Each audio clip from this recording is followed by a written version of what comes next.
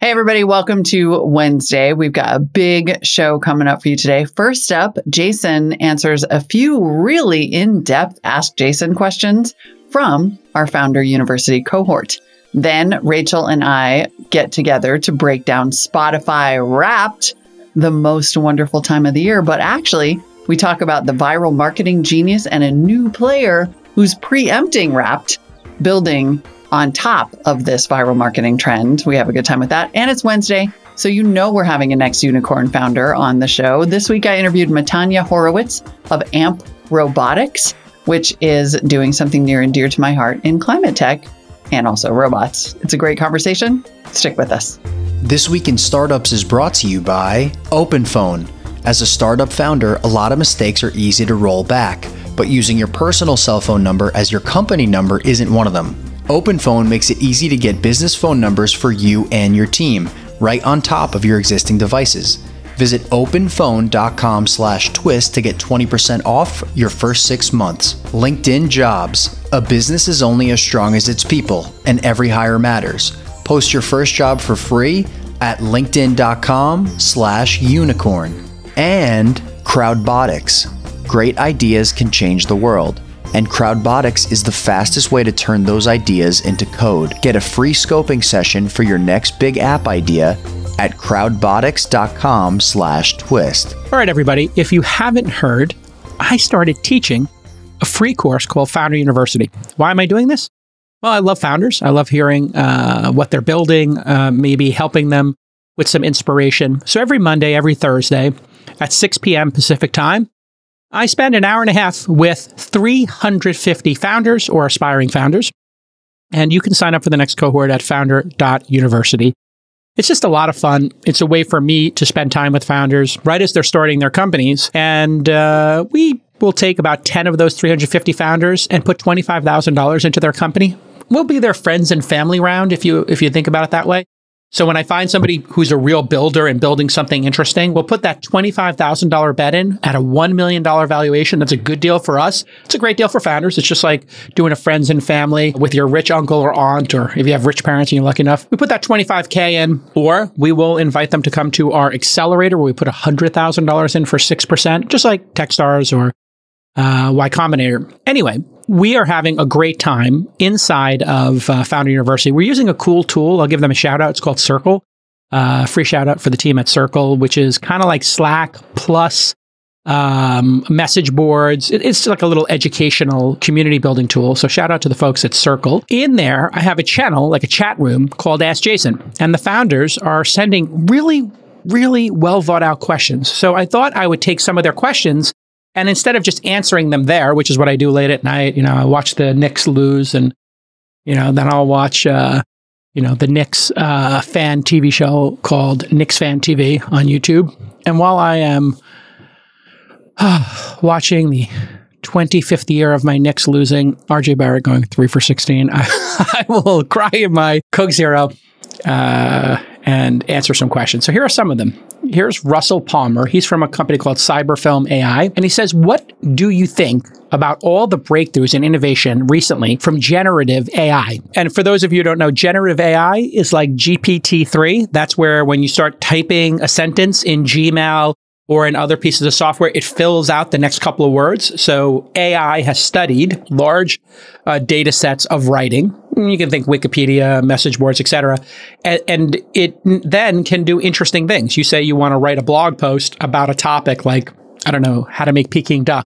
And it will go and start giving you suggestions based on what the AI has learned. Like, oh, here's the ingredients. It knows that ingredients are part of recipes. It goes, oh, here is the technique, here is the temperature, right? So these tools are becoming very powerful. There's also text to image. So you say, hey, I want a picture of Jason Calacanis, but I want him as a samurai and mix it with a lightsaber from Star Wars. And this tool, you probably have heard it referred to as DALL-E, D-A-L-L-E. Or there's a meta tool that goes text to video. So you can do that same thing. Hey, Jason Calacanis as a samurai swinging a lightsaber, and it makes a little 5-second GIF, like a little short video. Anyway, Russell continues and he asks, with all these powerful new APIs and models available to anyone, do you agree this opportunity can be the next big thing? similar to the explosion of apps after the release of the iPhone store? Or do you think it's another hype cycle? Okay, so I will say that this is the real deal. Now, why will I say this is the real deal? And maybe cryptocurrency wasn't. Well, this collection of tools is available to everyone. You have multiple parties making really fast iterations on top of them. In fact, GPT-3 just came out with a new version that I think is 10 times the corpus, the data set than it was previously. And people are DMing me, oh man, this is a game changer. So when you have APIs, when you have tools available for free or low cost to the entrepreneurial community, they will come up with ideas that the people who made those tools and those platforms didn't even imagine. The smartphone is the perfect example. Nobody anticipated that a smartphone would be used for calling a taxi. But GPS and smartphones made that available, and that became Uber and DoorDash. Stupid things like the flashlight or people using the accelerometer to know where you were in space and do things like look up at the clouds and be able to see stars and find Orion in the stars, right? There's that popular app. So this feels like the real deal to me because images, text, and video are such a big part of consumers' consumption. And, you're making things that can be 10 times better than what came before them. What's an example of that? Well, if you previously wanted to make an image and do a photo, well, if you did a photo and you wanted to make it look better, you would take a photo on your camera, you would upload that image to your computer, then you'd take it from your computer, you'd load it into Photoshop, and you'd do some stuff on it. So if you think about that journey of taking a photo on a digital camera, putting it on it, uploading it to your computer, it was like many steps. Then iPhones came out, they had really fast processors, some software got created, and Instagram allowed you to do these cool filters. And this made, photo sharing on the internet explode. It really created the social media movement after the blogging, microblogging movement. Then you had video. Okay, the phones became better at video and 5G and 4G and LTE and all this stuff emerged. That allowed the next generation of social apps. Snapchat doing video, stories, right? Instagram video, and of course, TikTok. Well, now AI is going to add to this. So if you look at any practice that uses text, images, or video, this could be somebody writing code. And in fact, there's a lawsuit right now because Microsoft, GitHub, and a couple of other companies are getting sued by a group of developers in a class action suit because they're using their data set of open source code to help developers write code faster. So they start writing code and it says, oh, maybe this is the next line of code, or maybe you want to, essentially copy, but it's suggesting, and that's really what the lawsuits debate is about. And so when you see lawsuits happening, when you see all these creative ideas happening, and the company that's being sued is called GitHub's Copilot, and it is a very creative tool for finishing code for people. So these legal issues are going to keep compounding. But when you see legal issues like this, it's like a negotiation. We'll figure out some way for the training data sets to be compensated by the people who are building these tools. In other words, if GitHub knows that this individual wrote this code and that they want to train the AI on it, they should go to that individual and say, hey, we would like to license your code for this amount of money, one time per year for the next 50 years to train our AI data set. Would you be okay with that? And that's the negotiation that's going to happen over the next couple of years. And it's going to be really exciting. I think it's not hype. And you can prove it's not hype because people are actually using these things in practice. Typically, these things, they start as toys. Hobbyists use them, like people used to do. They would do Photoshop, they would edit something.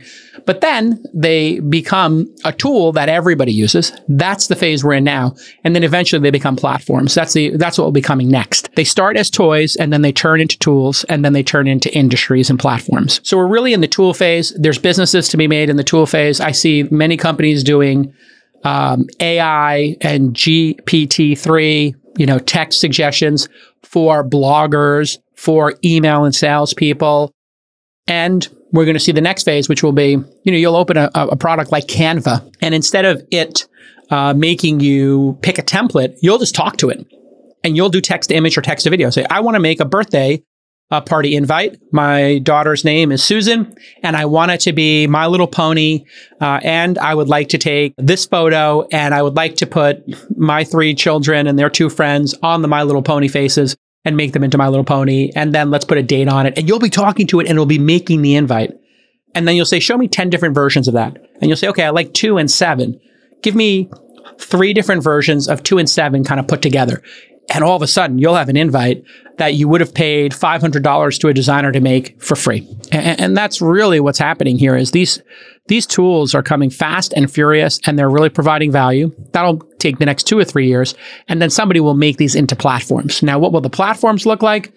Oh, my Lord. I mean, who knows? But it's possible one of these things would allow somebody, as but one example, to make a short film based upon the IP in Star Wars, where they could just say, I would like to have a Jedi Knight fighting a Sith Lord, and I want a Han Solo type character, but I want them to be, female, and I want them to be a smuggler, and I want them to have a Millennium Falcon ship, but it's slightly different in these ways. And then all of a sudden, you'll just have like a Millennium Falcon ship, and you'll have 2 people fighting in a lightsaber battle.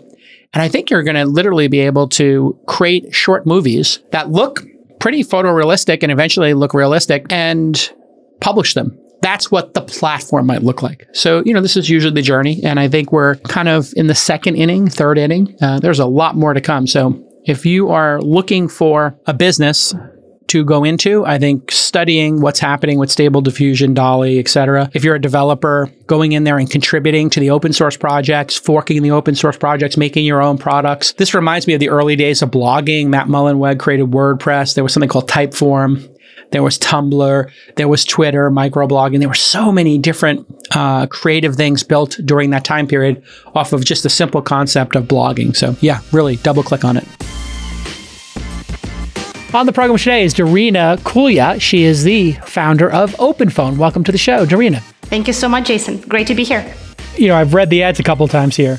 It seems like you're charging too little for this product. It's $10 a month per number. How are you able to do this so affordably? $120 a year, $150 a year per person is nothing. So we're a very self-serve product, which is why many of our competitors offer much more expensive tiers, is that they rely on like a customer success rep or someone help you out to set things up.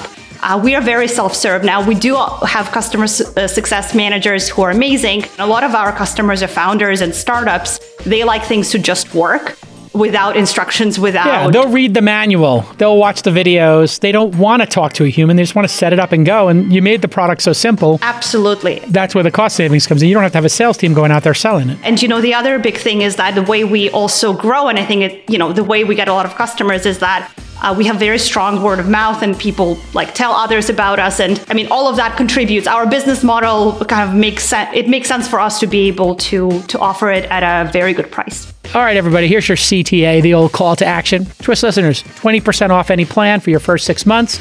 Just sign up at openphone.com/twist. And if you got an existing number, no problem. They'll port it right over. openphone.com/twist, openphone.com/twist today for 20% off. Now, if you're a designer, does that mean your job goes away? Are you going to be like a phone operator where you just don't exist anymore? I can see half of the designer jobs going away, but what will also happen is, as a designer, you might be able to just do more. So, maybe the first level of iteration will occur with these tools, but then you'll want to refine it and polish it and make it look even better, or be more thoughtful in the way you make things. In other words, the actual drawing of an illustration might not be the skill anymore.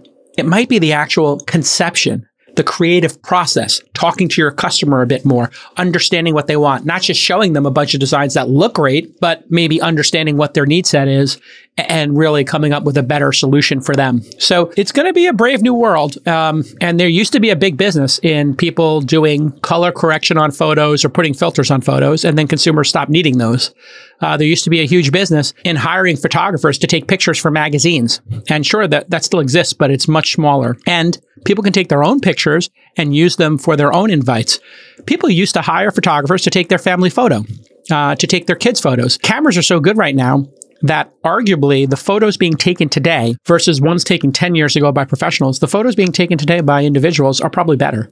And certainly, the photos I took in high school in the 80s are absolutely 10 times worse than photos I'm taking today of my children. Think about that. In, 30 years or so, we went from professional photographers creating things that were much better than any consumer to today, consumers taking pictures that are much better than the majority of photographers just 30 years ago. So it doesn't take a genius to see where this is going. You're going to need to add additional value if you're a photographer or a creative. Okay, our next question is from Cody from Diem. Everyone says to start building relationships with investors before you fundraise. Can you give some examples of what this actually looks like? I'm currently giving product updates every month, but it seems like investors don't have time for a 15-minute check-in, which is faster than getting coffee. You do want to build relationships with investors, but you do have to also be respectful of an investor's time. Let me give you the candid, behind-the-scenes conversation that occurs amongst VCs. When you become a VC, it's typically you're older, you're later in your career, you've made a little bit of money, and you don't have a lot of free time. And because of the power law, the top 1 or 2 companies you've ever invested in represent 95% of the returns you'll ever have in your career. For me, that might be Robinhood, Calm, Grin, and of course, Uber. So what does that mean for VCs? That means while they are looking for new opportunities to invest, they know full well that the majority of founders fail, and you know that as well. They also know that their time is limited, so they become ruthless about their time. And they might also have families and other commitments, or maybe they're slowing down because they're tired and they're entitled and they want to ski 40 days a year, whatever it happens to be. So what you need to do is keep them up to date when you make significant progress. Keep it short, tight is right. Don't ask for coffee. Asking for coffee with a busy person is really a bad idea. Now, if it's a new VC, it's an associate, maybe they need to fill their schedule. So this is where contacting Bill Gurley or Chamath to, hash out your ideas, well, I mean, they're super busy, or David Sachs. Now, there might be an associate working for those folks who's looking to meet people. They might be really interested in the 15-minute check-in. So feel free to go, meet with them, because those people are looking to have their calendar fill up so they can say to their boss, hey, look, I did 7 meetings with founders. None of them are ready, but these 3 are very promising, and I've identified this trend. So there's who are you targeting? And there's other ways to build relationships. Social media is perhaps the best one. If you go on Twitter, VCs are all on Twitter, talking all day long with each other. If you make a beautiful social media profile and your profile is focused on you and your company and your vertical and nothing else, you're just incredibly focused on, if you're an education startup, educational topics, your company, if your company is called, Unlimited Education, you have your domain name there, you have a description of the company you're building, you have a description of what you're passionate about, and you don't talk about the Knicks, you don't talk about what you're having for lunch, you don't talk about politics, you strictly stay focused on your online persona, Instagram, TikTok, Twitter, your own personal blog, if you start a podcast, and you just make all of your content focused on your vertical. So when they hear your name, Cody, they think about the topic and your company name. And there's no question about who you are and what you're focused on. And if you seem relentlessly focused on one thing, that makes it easier to place a bet or to take that 15-minute check-in with you. Of course, things that matter are when you launch a new product or feature, when you have customers, when you have revenue, when you've done a funding round. Those are the things that people see as truly worthy of maybe jumping on a Zoom call to figure out what happened. So if you're growing 5% week over week for 10 weeks and you can put a chart is worth 1,000,000 words. It really is. I see a chart, I see a table, I see a list of customers, and all of a sudden I'm like, okay, this is real. So you're trying to move from you're building a project to you're building a business. Projects have features. Projects have ideas. Projects have a bunch of words. Projects have mock-ups. Businesses have customers. Businesses have revenue. Businesses track key metrics that are going up and to the right or sideways or variable. Businesses hire people. So remember, when you are signaling people, you don't want to signal things that put you in the project, lost in the woods, meandering bucket. You want the things that signal a business, a going concern, a viable enterprise. So just use common sense. If you hire somebody from Google to be your new CTO, okay, that's a sign that you have the ability to recruit top talent, and it's a business. You sign a lighthouse customer. You have Twitter or Uber start doing a trial of your company. You grow 7% week over week, but then one week you grew 47% and the chart looks awesome. Those are the things that are going to put you in the right bucket. So until you have those things, I would not waste a VC's time. I would get those things. Remember, long emails with lots of words, your life story, nobody cares. TLDR, too long, didn't read. most founders just start writing and writing and writing, and it's actually working against their best interest because they don't look credible. You're trying to look credible to investors. How do you look credible to investors? You do business things. Business things include hiring great people, landing customers, tracking your metrics, launching new features, having lighthouse customers, having revenue. Those are the things that will get you the meeting. So until you have those things, focus. Don't waste the VC's time. And the social media presence cannot be discounted. I have met countless founders over social media, and the ones I tend to connect with are the ones who are consistently talking about one thing and one thing only on social media. And they're writing blog posts about one thing and one thing only. They are ultra focused and obsessed about one thing.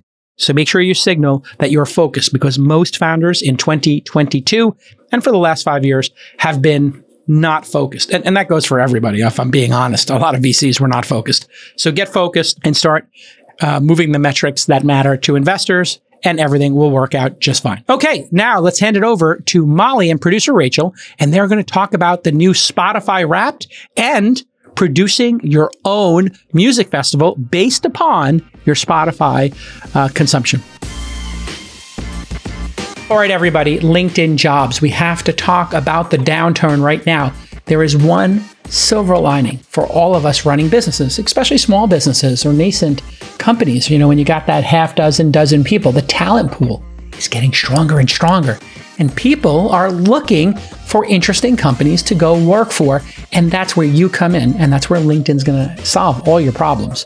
When you run a startup, you run a small business, you know every single new hire is high stakes. So you have to ask yourself, what if I hire the wrong person? What is that going to do to my team dynamics? Well, that's why you have to check out LinkedIn Jobs. There's so much great talent out there right now, and LinkedIn Jobs helps you find the right people for your team, and they help you do it faster. Now, you want to be 100% certain you have the right candidate pool that you're looking at. Well, that's LinkedIn. You're talking about over 800 million people are there. Use screening questions. Ask people thoughtful questions. Hey, if you were a podcasting company, what do you love about podcasting? What are your top 3 podcasters and why? Hey, if you're an app company, have you downloaded our app and what do you think of it? And maybe give me some feedback. So that will help you filter the people who really want to come work for you, who have that passion. LinkedIn Jobs helps you find the qualified candidates you want to talk to faster. Post your job for free at linkedin.com/unicorn. That's linkedin.com/unicorn to post your job for free. Terms and conditions do apply. Okay, everybody, it's Wednesday. It's the middle of the week. We don't want to talk about layoffs. We don't want to talk about crypto. We don't want to talk about anything serious because it's Internet Culture Day. We're going to have some fun on the internet because it is that special time of year when we're all sharing or hiding, due to our shame, our Spotify Wrapped. And I am excited to bring on our special guest, Rachel, reporting to have some fun with me to talk about our music listening. So excited. I'm pumped. I waited all year for this. I kind of did. I mean, it's really become like, it's a thing. It's like the Mariah Carey, all I want for Christmas but it's been interesting this year because there was like a wrinkle. There was an upstart that sort of preempted the Spotify Wrapped. But let's start with Wrapped. Spotify Wrapped, this annual digital experience where it lists, your individual data to create these charts and these visuals about your music taste for the year. They started doing these recaps in 2016, made them shareable, and it's become this kind of like can't miss end of the year internet event. It sums up your top artists, your genres, your songs, now your podcast listening this year. Apparently that's new. And your total minutes listened to on Spotify. Are we ready, Rachel, to share? I'm ready. It's funny. 2016 was the year I graduated high school and I got into college, and Spotify is an amazing college discount. So I've been using Spotify for as long as they've had these. So this is my Christmas. I'm excited. Let's compare and contrast our artists. Okay, let's bring up yours. Let's bring up yours first. I know we're going to go from your top artists. Gen X to Gen Z in one conversation. My top artists. Okay. Childish Gambino. Yeah, Childish cool. Gambino. I listen to a lot of Gambino. I've been on a little Bon Jovi kick lately. I've been going to the Bon Jovi B-sides. Fish. I'm just going to say that 1 and 5 were hijacks. Steely Dan and Kanye West do not sound like things I can imagine you listening to all the time. So I can imagine that. Around to Steely Dan, and I like Steely Dan more than I thought I would, but that was a relationship influence. Okay. And then my kid has been all about Kanye. I don't like Steely Dan. And then now that's really complicated, obviously. Steely Dan being your number one. Probably good that he's your ex. Sorry, I don't like Steely Dan. My ex-boyfriend liked Steely Dan too, so it's a sign. I wish I could go. I wish I could have filtered by the last 6 months of the year, because like Steely Dan dropped off dramatically. Yeah. To zero. That would be good if they could do that. If they did it by like time intervention. I would like to know also like this month. You know what I mean? Because my music taste totally changes during the holidays. Exactly. So this is like this is a time capsule in lots of ways. Did you have any of these like artists on your rap last year? I think Steely Dan was on my rap last year. I think Childish Gambino has been for a long time, because I actually, and I'm not trying to be that girl when I say this, but have been a fan for a long time. So I think those two were for sure on there. I think Bon Jovi, Fish. Fish is a good one. That's a good one to have. Honestly, Fish is like great to just have on. It is. It is. When you're just doing stuff. My family got rid of our, what is that? It's satellite radio or whatever that is in your car. Yeah. Fish played all the time, and it's the best driving music. It's the best driving music. Yeah, exactly. I think that I put on Fish a lot for like cleaning and like chores and things like that. And then obviously our Kanye listening, considering my son is Jewish, has dropped off dramatically as well. So we got a first half of the year and a second half of the year situation happening here. All right, your turn. I've embarrassed myself long enough. No, mine's like pretty predictable. Zach Bryan is my favorite artist of this year. And he is super active on Twitter. And he's not my favorite artist as in like music wise, I guess, but he's my favorite artist as in writer. And then Taylor Swift. Like if I could switch any of these around, I think Taylor Swift should be number 2. Taylor Swift has always been on my Spotify Wrapped. She will probably forever be. I'm a huge Swiftie. But Zach Bryan actually has been tweeting a lot about how mad he is about the whole Ticketmaster situation with her. So I think it's interesting that they're both on my Wrapped. And then Rainbow Kitten Surprised. Yeah, I like them. What is that even? Well, my favorite song is called Cocaine Jesus. And they sing it. And it's a really good song by them. I like them. They're cool. I actually was going to go watch. The reason they're number 2 is I had tickets to go see a concert of theirs in Central Park. And the concert got canceled. So it's on there. I like them. But because their song is called Cocaine Jesus, I can't necessarily put that up on my Instagram story without my mother having a heart attack. Right. It's you didn't write it. You know, it's not your fault. That's true. Not your fault. That's true. And then Ian Munsick is good. I don't listen to a lot of his music, but everything's kind of folky, country poppy over there. And then Tyler Childers is another great country artist, kind of in that same bucket as Zach Bryan. I like country music, but I love like the back.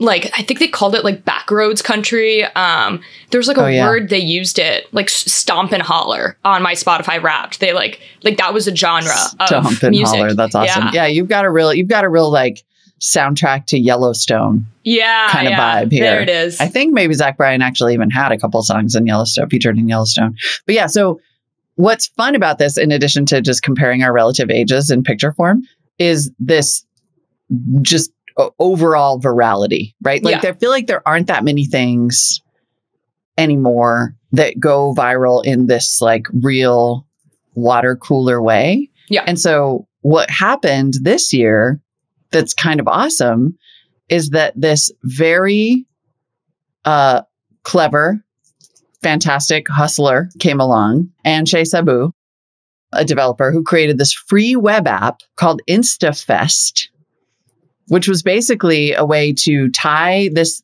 app into your listening platform of choice, like it works best on Spotify, and create your own kind of version of a festival poster. So like Spotify puts all this energy into Wrapped every year, and it's wildly free marketing. And then this guy comes along, creates this InstaFest app that's free, like a month before Spotify Wrapped drops. Yeah. He swooped in. Swooped. Yeah. Like just completely. And so then everybody had so much. I saw this everywhere on Instagram. I made one, which you can see if you're watching our video version at youtube.com/thisweekend, where it made a festival poster for me out of all my listening that frankly is a lot more, I think maybe it's not more flattering, but it shows more layers than my top 5 artists that are heavily influenced by outsiders. One reason why I loved InstaFest, I actually didn't realize that it wasn't by Spotify until a few weeks after I made my first one. Like, it came out a bit ago, and then I saw my friends have it up on their thing, and I went through my Spotify and I was like, how do I make this? And I had to Google it. So I think this is really cool, but I also think that it's breaking into this, like, this person is obviously somebody that listens to music a lot and obviously enjoys Spotify. And I think it's funny because I hate when people post their music on their Instagram story. I'm like, who cares? Unless it's Spotify Wrapped, which I think is cool that Spotify I feel like Spotify took the hint. Nobody cares if you post a song on your Instagram story. If it's like a sad song, you're like, okay, you got dumped. Like, whatever. Need something else. So I like this because it feels like this is like a lot less cringy to have up on a story, in my opinion. It actually really is. And it was the right time of year. It was like right before Spotify Wrapped. And I agree with you. It looks so pro that I didn't realize it. Somebody posted it in one of my group chats. And I was like, oh, Wrapped is out already. And I went to Spotify and was like, oh, I guess I haven't gotten mine yet. You know, I was all confused. So I think it was perfectly designed to pick up on that kind of yearly virality that we're all super used to. And then you got to admit it, like, perfectly dialed into the festival vibe. Yeah. What Sabu told TechCrunch is that he got the idea for the app thinking about what Coachella's lineup would look like if he picked the artist. He's a student at University of Southern California, USC in Los Angeles. The cool thing that they did that I wish Spotify would do is they actually did do time intervals. So you could have chosen your music from the last 4 weeks, 6 months, or all time. And I'm like, you know what? Spotify Wrapped should do that. Spotify Wrapped should definitely do that. And the basic score is also really cool. It's hysterical. That's also cool. For those who have not done this or don't know what we're talking about, go to instafest.app. You can do this online or on your phone. You connect your listening platform of choice. The Apple Music one, I think, is still in beta, so it's not as full featured. But if you do it on Spotify, yes, you can choose your time periods, and then you get a literal list of artists by day, as though it's a 3-day festival. There's Rachel's. Okay, so day one, you got Taylor Swift headlining. And then it puts this like related but still different enough collection of artists underneath. Disclosure, Tyler Childers, Illumineers, Chilled Pig, Jack Hayes, all these other things I haven't heard of. Suki Waterhouse, that's amazing. Day 2, Zach Bryan featuring Ian Munsick, Frank Ocean. Frank Ocean's going to show up high next year for me because I'm on a new kick. Right. He's a good one. And then day 3 is your kind of easy listening, right? Kat Hasty, Casey Musgraves, Michael Bublé. Day 2 has Machine Gun Kelly and Kenny Chesney. I was about to say, also Friday, there's, so Kat is a wonderful artist. I actually used to DM her because I listened to her like a while ago and I was like, I'm obsessed with your music. I think she came viral on like TikTok. She's a country music, but Jaden, spelled JXDN, is kind of like Machine Gun Kelly music. Like I listen to a lot of punk music. I'm not going to lie. Huh. And then Fred Again is also in that.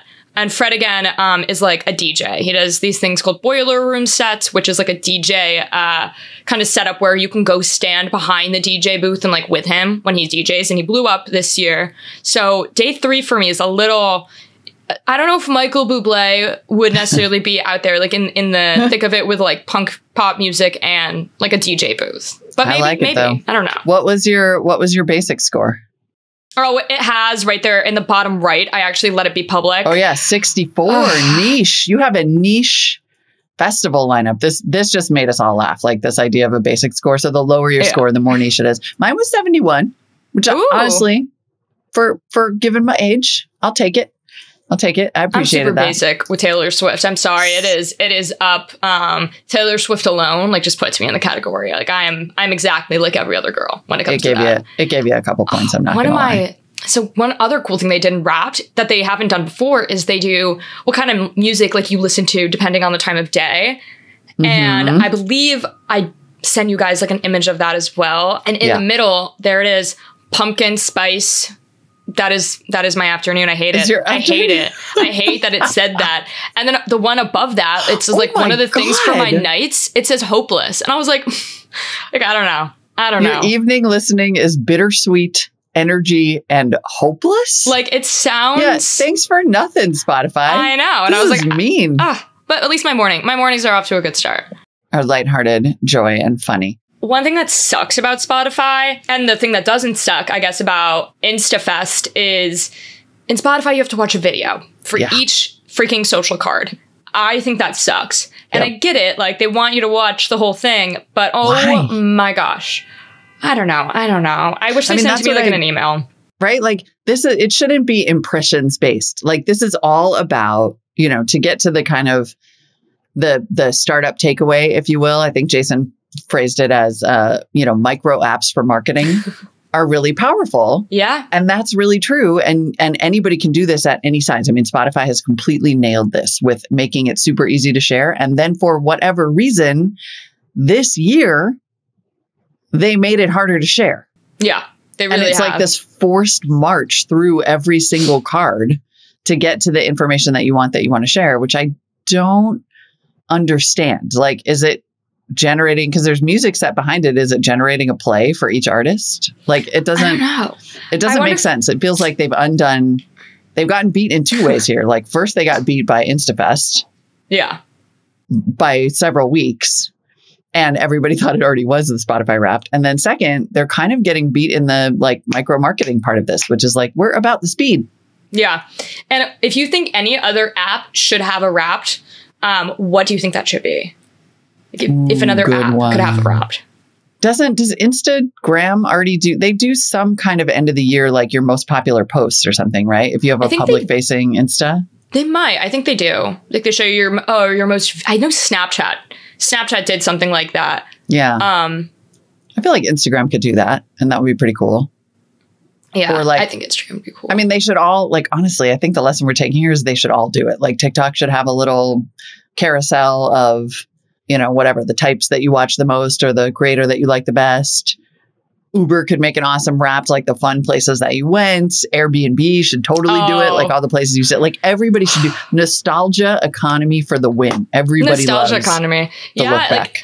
I was thinking Be Real should have done this. Like, I know it's dead, but I liked it. And one thing that I think would be really cool to do for any other app is maybe have, like, if you were somebody that reacted to like a bunch of people's other things on Be Real, like, you could have your own video saying like, hey, I was the person that liked a bunch of your content, happy that we're friends, or something like that.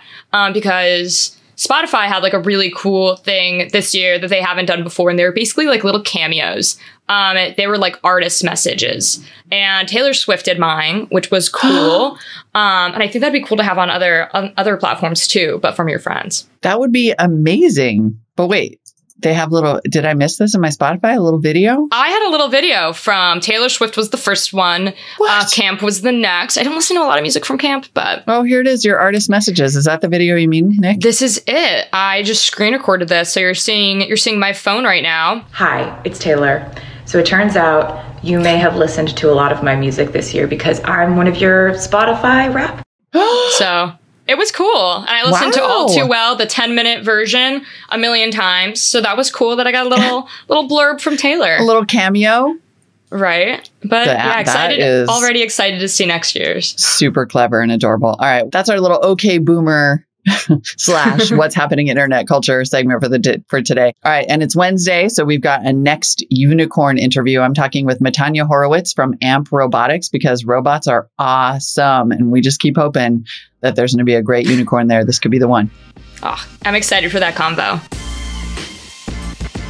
If you want to build an app, you want to build a startup, you want to build a website, a service, a marketplace, any of these things, well, you're going to need to have a really good plan. And if you don't have a good plan, well, your idea is probably going to fail. Well, I've got a solution for you. Crowdbotics gives you access to the best practices for your specific app. What this means is Crowdbotics has all the pre-built app templates ready to build your startup faster. You're not starting from scratch. Your developers would have to start from zero. These developers at Crowdbotics and their team, they've got that technology ready to go. And so the architecture is going to come together very quickly. You can think of Crowdbotics as a CTO as a service, right? A chief technology officer who you can just drop in and boom, they are going to build your app for you quick, and they're going to spec it out perfectly. So if you're not sure where to start, Crowdbotics also offers professional scoping. Now, this is going to help you flesh out your project. They're going to ask you the important questions. They're going to help you flesh out the features maybe you haven't thought of, right? I want you to talk to the folks at Crowdbotics and let them show you how good they are at what they do. They will schedule a free scoping session with you and get you a detailed build plan at crowdbotics.com/twist. That's crowd, BOTICS.com/twist. Try Crowdbotics and see what they can do for you in their scoping session. You got nothing to lose. Today on Next Unicorns, I have Matanya Horowitz, founder and CEO of AMP Robotics, which is right up my alley as a climate tech investor. Not only is it robotics, which is awesome, it's recycling. Welcome to the show.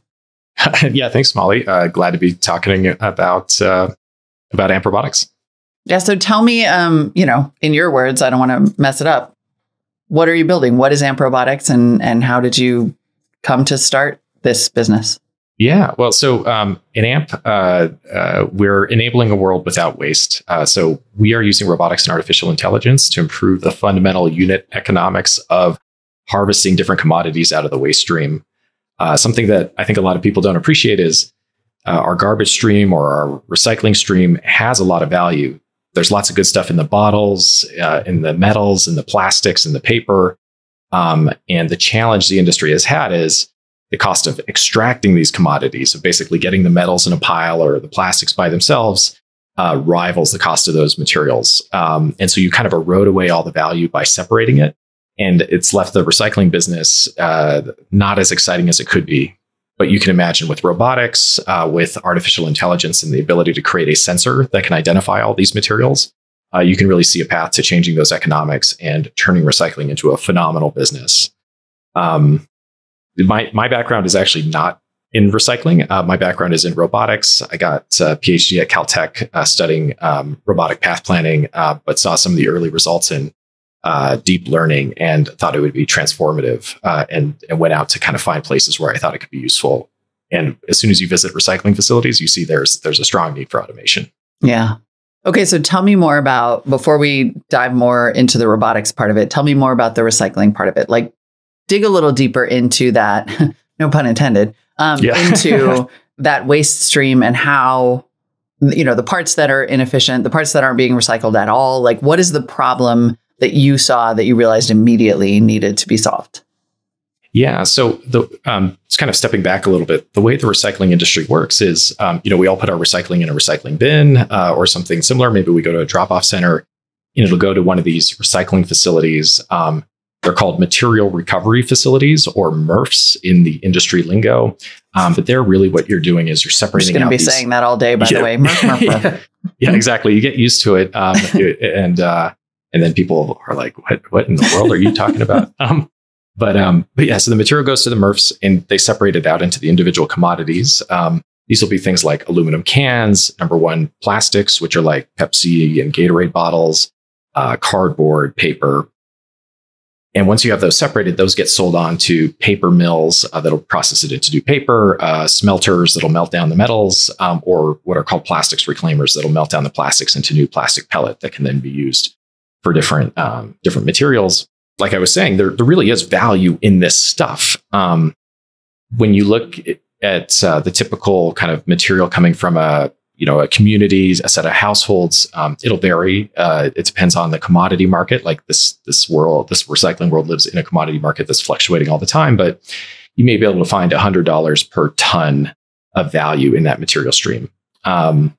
The problem is that running a recycling facility can cost $80, $100, $120 per ton. And so you're kind of left with, it can be pretty unattractive economics.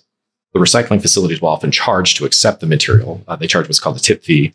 So they still have a business, but what you can see is it doesn't have to cost that much to do that. There's a path with automation, with robotics, to bring that cost down to something more like $50 per ton or even $30 a ton.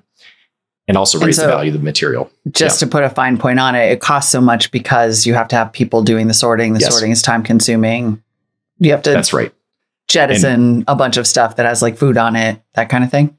Yes. Sorry to be a little long-winded there. But yes, that's right. In these facilities, what you have is some big pieces of equipment that are sort of screening the material, separating by size and other things, and magnets and stuff like this. But largely you have people standing around conveyor belts, separating out material by hand. not a very thrilling job. It can be very hazardous. And many recycling facilities are run understaffed because the turnover is quite high. You can imagine it doesn't smell great. And so our robots basically plug into those existing facilities and automate that sorting task with very minimal retrofit. Most of our systems are installed over the course of a weekend and provide them a path to automation without really changing their way of operating. Now we get to do the fun part. Tell me about the robots. So are they hands? Are they pickers? There's vision built in. Like, what are we talking here? I think we actually have a video that when we post this, people will be able to see a video. There it is. Oh, great. Yes. Oh, great. This is Maybe this you is a can bit talk of an me older through one. this. Yeah. So our main robot, we call it the Cortex, but it uses a suction system. So we have a suction cup and a vacuum that's plugged into that suction cup. The robot reaches out, engages the vacuum, kind of sucks onto the material, sort of like using a vacuum at home, and then just picks it off the belt, throws it into a bin. It would seem simple. In many ways it is. We're using a robot that's been around for decades. What is enabling this is a vision system built on AI, where we've shown it millions of examples of all these materials, and it's learned to identify this stuff, even though it's smashed, folded, and dirty, and generally inconsistent. With that capability, you can now use a lot of these sort of tools from the industrial automation world in manufacturing. You can bring those to recycling. So there are, as I understand it, 4 parts to the service, right? Neuron, the vision system, Cortex, and Clarity? Yeah. At its core, we call it Neuron, but it's sort of our vision system platform. So it gathers data, it records, it is a common way of, we have a neural network that we have a common way of updating the neural networks across all of our systems. Then it does record pretty much everything it sees. Even if you're only sorting aluminum cans, it still sees all the cardboard and everything else. Yeah, that gets reported into a cloud dashboard that we call Clarity. And there you can see, it's called material characterization in the industry, but sort of what is going past the robot, what is the robot separated out, how pure is a material stream, all the sort of data analytics you might want. And then you also have, of course, the robot that does the physical sorting. But many of our systems now are starting to be used just for data collection, like even beyond the sorting system. And we've also started to deploy other robots that we've built from the ground up for the recycling industry. And we're announcing a lot more of those this upcoming year, but we are going beyond kind of using an off-the-shelf manufacturing robot to custom robots for the industry as well, but all using the same common vision system, which is our Neuron platform. And then if someone just implements the vision system for data collection, what do they get out of that? Why do they want that data? So for a couple of reasons, interestingly, in these facilities, because there hasn't really been like a garbage sensor, they're not able to really measure what is happening on a continuous basis. The way they have to measure is they do what's called a waste characterization study, where someone goes through the material by hand. You can imagine, but just like 1 or 2 times, I would imagine. In addition to how crappy a job that is. It's not super pleasant. It ends up costing thousands of dollars per ton. When you sort of imagine, if you want to sort a whole ton of garbage, it's a lot of sort of labor that goes into it. So for our vision system, you actually see it ends up costing like dollars per ton, or even in some cases under $1 per ton to scan the material. So in multiple orders of magnitude reduction in that measurement. In terms of what people use that for, it's you can get higher value for these commodity streams if you hit certain purity levels. So they want to understand how they're tracking to those purity targets. They also want to understand sources of loss in their system. So material that'll go to the landfill that they wanted to recover. And then also things like equipment breakdowns, or when people aren't doing the sorting that they're supposed to, in real time detecting those issues. One of the things we're very excited about too is adding the capability of sensing hazards. So propane canisters, hypodermic needles, knives, this sort of thing that can hurt people. Batteries in particular are actually burning down recycling facilities left and right in the industry. People throw their batteries in the recycling. They're like, oh, great, it'll get recycled. It's electronic waste. And what happens is the batteries crack and start fires in these facilities. And so detecting that for the facilities is a very high priority. I had no idea. Yeah. So a number of different use cases. Yeah. And then tell me about this. At what point did you realize or see the opportunity in building custom robots? Because it sounds like what you have is hardware that doesn't sound that expensive if it's off the shelf and it's existing technology but then you decided to make more expensive, more custom hardware. Well, what's interesting about what we're doing is the material we get is already damaged. Like it's already been, through your trash bin, and it's been through this hauling truck that compacts it. And it ends up, if you say, I'm going to make a sorting device that lets me damage the material more, there's a whole realm of more efficient, lower cost, higher throughput systems you can imagine building. A lot of industrial robots are built to handle packages or handle manufactured goods, and you really don't want to damage, you don't want to damage the car you're building and things like this.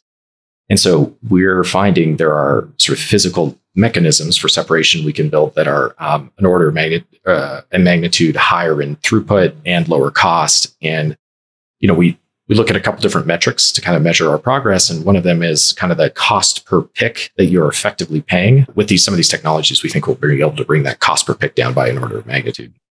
Because you can smash it? Did I understand that correctly? Yeah. Basically, if we can smash it. Are you going to call it Hulk? I mean, I hope you're going to. You have such a great opportunity for branding here. Okay, you'll get sued into oblivion, but still. Right. Yes. Yeah. Internally, at least, call it Hulk. Yes. Yeah. I would say people don't let me name things anymore. I tend to, the names I come up with aren't too popular. Yeah. All right. Well, I see you. I'm clearly we're birds of a feather here. All right. So then let's talk about sort of throughput, like at sort of current robot and AI, how much material can your technology process and how accurate is it? So for our vision system, we can see hundreds of objects a minute. Most of our, I believe even thousands. Our robot, the one that you saw the video of, sorts at about 80 picks per minute. A person will do roughly 40 picks a minute. They can get up to 80, but the most people will get tired. So 80 gives you kind of a 2 sorter replacement. For some of these other devices, we're in the kind of 200 picks per minute to over 500 picks per minute. And it's pretty exciting to see some of these things. You're just, sort of seeing a whole cascade of garbage, and then like something you want is just sort of like coming out of that. But you can imagine when you're talking about sorting through an entire city's waste stream, like you sort of need these throughputs to be viable. Yeah, definitely. Okay, so what's the status now? How many facilities are using your technology? Like, who are your customers? Yeah, it's so our customers will be large waste haulers, groups like Waste Management, Waste Connections, smaller businesses, and then also municipalities that run their own recycling facilities. I believe we're present in a bit over 50 different facilities around the world. Most of our systems are here in the US, but we have some in Japan, we have some in Europe, and we're getting more systems out all the time. And this is hundreds of robots across all of these different locations. Most of them are in single stream, so plastics, metals, paper. We do have some in electronic waste and also what's called construction and demolition material. So basically broken down buildings. And you find it's pretty much the same technology stack. It's just you're pointing the data set at one of these different kind of types of material. How many robots would one facility need? I mean, I suppose that's highly dependent. It is, right? but you're usually looking at... Do they buy 5? Yeah. So one of the key kind of elements of our go-to-market is allowing customers to get just 1 or 2, get comfortable with the technology, then get more. And then once they're comfortable with that, get more, and never have to really bet their whole business. And that, eases the path to adoption for them. But a typical facility can kind of take between 12 and 14 robots to really take advantage of all of it. I'd say at this stage, we do have some facilities at that level. Most customers are kind of in the like 3 to 5 robot range. And then at this point, most quarters, we sell more than half of our systems to repeat customers. But they're sort of in that adoption phase of getting more and more systems and fully getting close to full automation. And then how does the pricing work? How much is a robot? Do they pay on a monthly basis? Do they just buy the hardware outright? Yeah, they typically buy the hardware outright. And you're looking at it. There's a lot of specifics that go into it, but a price point that might be over $300,000 for a system. This will compare favorably against kind of 2 full-time employees replaced per system. They'll run 2 shifts a day. So you're replacing 4 FTEs. Tends to lead to roughly a 2-year payback. There's lots of specifics there. If more robots are installed or depending on ease of installation, it may be lower cost, it may be higher cost. But you're talking about something in that range. We do then have different lease arrangements that bring the cost in under typically when they get a lease, the lease payments will actually be under their existing labor spend. So there is a ROI pay, on day one. We found that's very popular. And for all of our systems, we tend to offer this kind of CapEx focused thing, a lease. And then there's different subscription services to either increase the capabilities of the robots or provide different updates, software updates and services. Got it. That's the unicorn part of the business plan. Some kind of SaaS attached to it. Yes. It all helps. Yeah. Tends to be important. Yes. And then how hard is it to sell into it sounds like once people try it, they want to buy it. You've got a real Pringles thing happening here. But like, how hard is it to sell into municipalities or waste management? Or, is it a tough sales cycle just because it's hard to change things, or is the value pretty obvious? I think we really engineered the solution to require little change to their existing operations. And so that's made it easier. I'd say, what's really important is you're plugging in a system and really asking someone to trust a part of their business to your technology. And the technology is new, has different maintenance requirements, sort of behaves differently than what they're used to. And so there's most of the sales cycle involves having people trust that your technology is really going to work. That means visiting reference sites, visiting us at headquarters, and really kind of like seeing the technology in action and understanding in my setting, how is it really going to work? And so kind of travel, in-person visits ends up kind of dominating the sales cycle. But, with a strong reference base and strong repeat customers, that helps sell these systems quite a bit. The labor issues in the industry are so acute that, when you start to have macro trends like what's happening in the labor market right now, it also tends to push people towards this type of solution. Right. And it sounds like right now this is a solution. You said most of the installations are in the US. It's a solution that sort of enables improvement at existing recycling facilities. What about places where some of this sorting doesn't yet exist? Like, do you see this as an enabler of value in places it does not currently exist? Absolutely. Most of our focus is on upgrading the existing infrastructure and existing facilities, but it is what you start to see is building a recycling facility around this technology rather than deploying it, kind of retrofitting into an existing one. Allows you to build much lower cost recycling facilities that can operate 24/7, which means you require less sort of hourly throughput. You start to see that there is one of the challenges of the recycling business is today, when you build a facility, it sort of has a certain price tag to get a certain returns to scale. And what that means is you end up having a minimum population that you need to serve. So you see recycling facilities in bigger cities where it is a better business and fewer systems out in rural communities.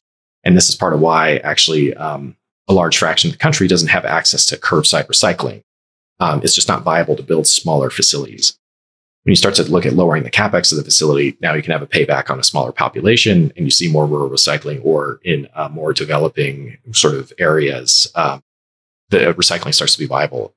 That I would say we're only beginning to make an impact there now, but that's the real sort of long-term vision, is really expanding the recycling industry, not just sort of helping the industry that already exists. Right. And that's how we get to the world without waste. Yes. Yeah, exactly. Yeah. Thank you. Yep. And then I guess talk to me about before we go back to economics, like tell me more about the benefits, right? Like as we recapture more of this waste stream, what is the overall impact? What's the climate impact, the mission? Yeah. So, I think people are maybe sometimes skeptical about recycling. They sort of like hear different stories and things like this. But when you really look at the numbers, and the EPA actually has some great numbers in what they call their WARM model. But what you can see is for every ton of material diverted, it's going to offset the production of some virgin material. And that almost all cases has a positive carbon impact. It's especially high for metals. It's still high for plastics, and it's still there for paper. But on a per ton basis, it's usually a little less. But the paper volumes are so high. But you have this immediate offset on carbon from the recycling process. So, of course, that's helpful. When you're dealing with waste, it's not just about what goes into the landfill or outside of the Western world, sometimes going into the oceans. It's also about the transportation costs and then the transportation emissions to kind of get material to these destinations. The ability to kind of localize the reprocessing of material ends up having some of these auxiliary benefits as well. But I'd say, the biggest thing that I'm excited about is if you can make recycling and the diversion of material a strong business, you start to create this economic incentive where people want to bring material to somewhere that's going to create value out of it.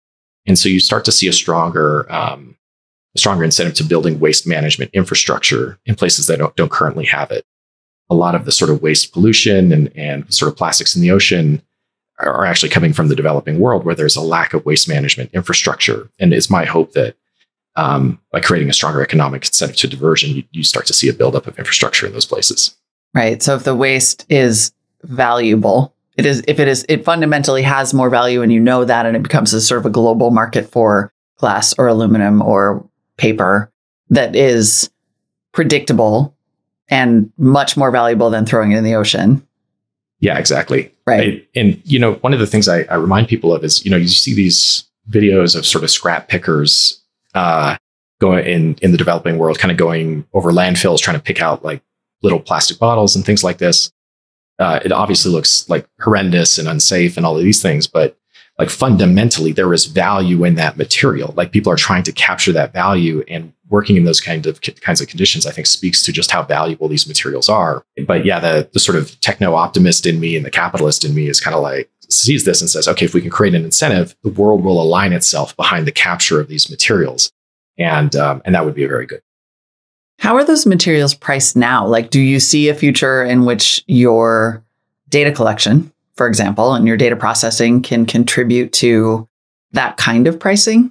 It's a really good question. So recycled materials have historically usually traded at a discount to their virgin counterparts because of different quality issues. Like the material itself is just not as good. Right. Two reasons for that. One is there's actually impurities in there. So you don't want your plastics to be like 1 part per million diapers and 1 part per million, whatever shoes. So making it more pure makes it more valuable. But also there's a lack of a consistent chemistry. So when you separate out something like number one plastics, you get bottles, but you often also get what are called clamshells, but like think strawberry container type things. You'll get stuff with different colors in it, creates an inconsistent chemistry that then degrades it. One of the really interesting things about artificial intelligence in this industry is not only can you make these lower cost sorting solutions, that's kind of phase one. Phase two is you actually can identify material more specifically and say, oh, this is a Pepsi bottle. This is a strawberry container. I can now separate them and deliver more precise chemistries, which significantly increases the value of these materials. And so not only do you bring the cost down, but you make the stuff more valuable. Recycling becomes an even more exciting business. And the ultimate hope here is we can basically create bespoke chemistries for different buyers of materials and make the recyclable materials much more valuable than they are today. Yeah. And be superior to the sort of virgin stuff. What does your timeline look like overall? I feel like we're at a moment where recycling as an industry is pretty moribund. Like it feels like you're coming in with a cape on at a moment when consumers are starting to lose faith. We finally like sort of got the message out about recycling, and now people are starting to lose faith in it as a concept. And it feels like technologies like these and the economics that you're describing are pretty clutch. Like we sort of need that message out there ASAP. Yeah, well said. No, very, and hopefully all the VCs out there here, our economics are very clutch. But you can just clip that part, just that for TikTok. Yeah. So recycling is actually at an interesting point where what's happened is people are really like genuinely concerned about carbon emissions. They're concerned about plastics in the ocean. These figures about like there's going to be more plastic than fish in the ocean, like really bother people, like as it should. What's happening is consumers are actually making purchasing decisions based on their perception of the sort of sustainability of the packaging. And what's happening is brands are starting to use more recycled content in their material as a way to create this better narrative. Like they're sort of doing the right thing and they're being pushed by consumers to do the right thing. And so again, like the optimist to me is like, oh, the system is kind of working. but it's really consumer driven. Right. And it's also now being legislated. So California recently passed what's called an extended producer responsibility set of laws. Colorado has as well. And recycled content use is being mandated into different types of packaging.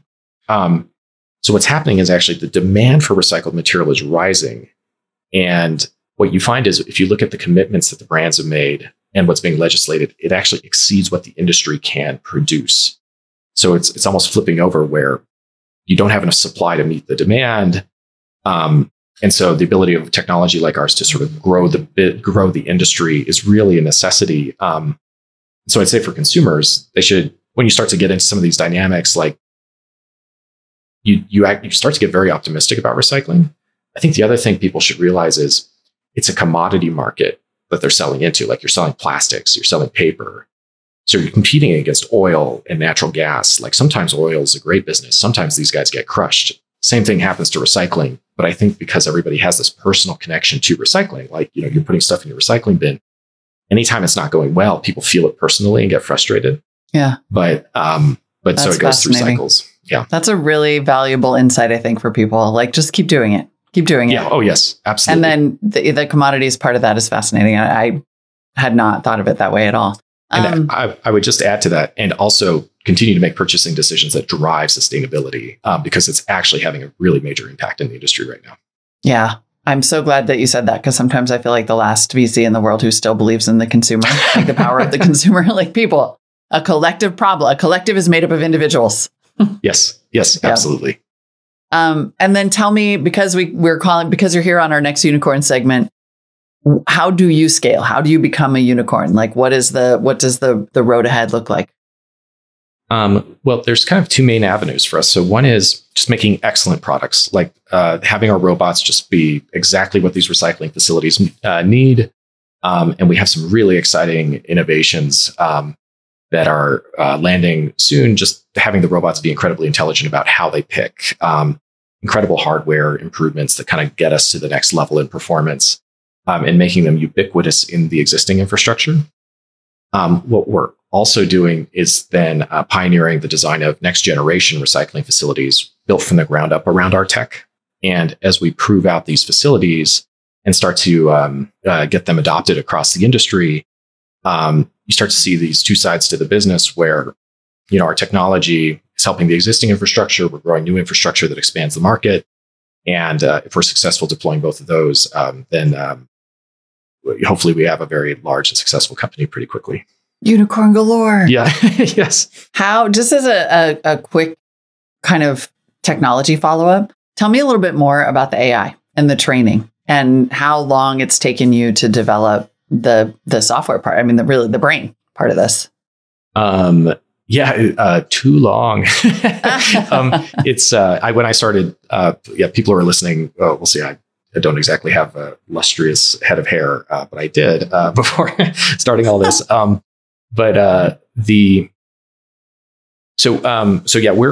I think not very dissimilar from like autonomous cars or other things. We are doing basically what in the industry you'd call a semantic segmentation problem. We're looking at images and we're identifying different objects within those images. And then with that, we're gathering characteristics and then making decisions like targeting on those items. So we get RGB color images, not that different from what you have from a cell phone camera. It goes into our neural networks. They do identification of the material, sort of spit out these targets. That data, that's done on the edge, meaning we actually have basically high-end gaming machines with each of our robots doing that identification. They'll also store data that'll be uploaded to cloud infrastructure we've built. So we built our own annotation toolkit, our own databases and everything. Then we have annotators go through that and say, this is number one plastics. This is a piece of newspaper. That ends up being a really tough part, is not training the neural nets, training the people, because you have to get people to be experts in, like if I were to say this is colored HDPE, or this is, a corrugated container, or, all of these different subtypes of paper that everybody in the industry cares about. The average person doesn't know this stuff. You have to train them to become recycled materials experts. Anyway, they annotate it. That goes into a training set. We train a neural net. Those will get deployed around the world. We have our robots in the United States, learning from our robots in Japan, and vice versa. It's really a pooled data set and pooled neural network. What's interesting is, so I started the company really, I started working on it in 2014, and then the company really opened its doors in 2015. We started to have neural nets to do this within 6 to 12 months. Even back then when the deep learning technology was a little bit more basic. But to have it work well, it took another 2 years. Like, we needed data sets from dozens of recycling facilities. We had to do tons of banging our heads against the wall on the right, like data augmentations, and this is the right algorithm, and here's our custom tweak on the algorithm. It's quick to get a lab demo. It's very hard to have something that works well in the real world reliably.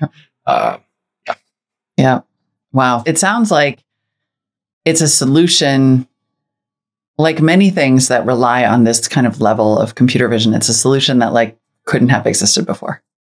Yeah, that's at least our belief. The robots, a lot of the hardware, you could have done this 20 years ago. And we're not the first to think of robots in recycling. I actually found a research paper, I think from the 60s, talking about this. But having a vision system that could identify inconsistent material is really what's kept this from happening already. Mm-hmm. We should quickly note that you have raised a total of about $162 million. Your last valuation was $571 million. And hopefully you're well on your way to unicorn status. This is a great conversation. Thank you so much. I appreciate it. Yeah, I really appreciate being highlighted in this way. And this is my cheap joke, but always happy to talk trash. Amazing. Bravo. I'm going to give you a golf clap on the way out. Matanya Horowitz is founder and CEO of AMP Robotics. I see why they don't let you name stuff. Yeah, thank you, Molly.